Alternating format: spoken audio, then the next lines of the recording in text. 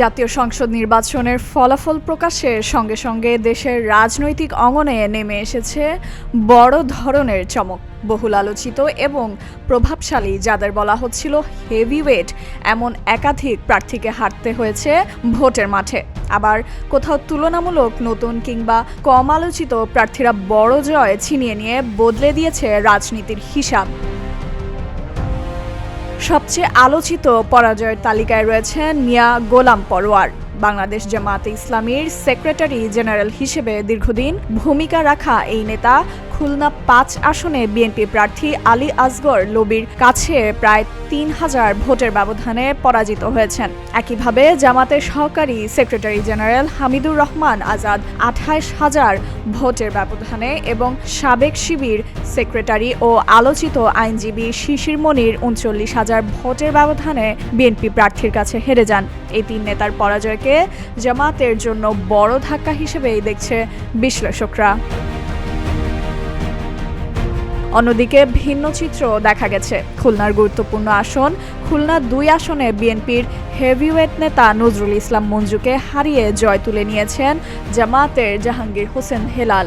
দাড়িপাল্লা প্রতীকে তিনি পেয়েছেন ৯৩,৭৮৯টি ভোট, যেখানে মঞ্জু ধানের শীষ প্রতীকে পেয়েছেন ৮৮,১৯৭টি ভোট।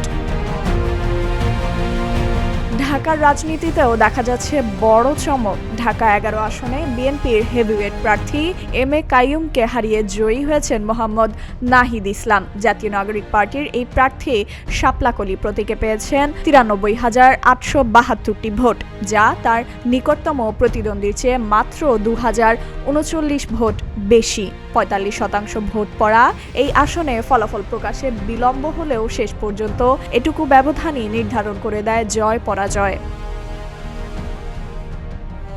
জাতীয় পর্যায়ে হেভিওয়েট প্রার্থীদের পরাজয়ের তালিকা আরও দীর্ঘ। হেরে যাওয়া হেভিওয়েট প্রার্থীদের মধ্যে আরও রয়েছেন জাতীয় পার্টির চেয়ারম্যান আনোয়ার হোসেন মঞ্জু, জাসদের সভাপতি হাসানুল হক ইনু, তৃণমূল বিএনপির চেয়ারম্যান শমশের মোবিন চৌধুরী। পিরোজপুর ২ আসনে ৭ বারের এমপি আনোয়ার হোসেন মঞ্জুর পরাজয় যেমন বিস্ময় তৈরি করেছে, তেমনি কুষ্টিয়া ২ আসনে হাসানুল হক ইনুর ২৩,০০০-এর বেশি ভোটে হার নতুন আলোচনার জন্ম দিয়েছে রাজনৈতিক অঙ্গনে।